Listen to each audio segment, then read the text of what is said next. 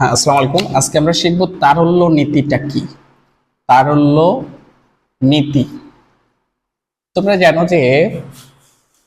যে তারল্য নীতিটা হচ্ছে ব্যাংকের কয়েকটা নীতি আছে, প্রায় 10 থেকে 15টা নীতির ভিতরে একটা অন্যতম হচ্ছে তারল্য নীতি।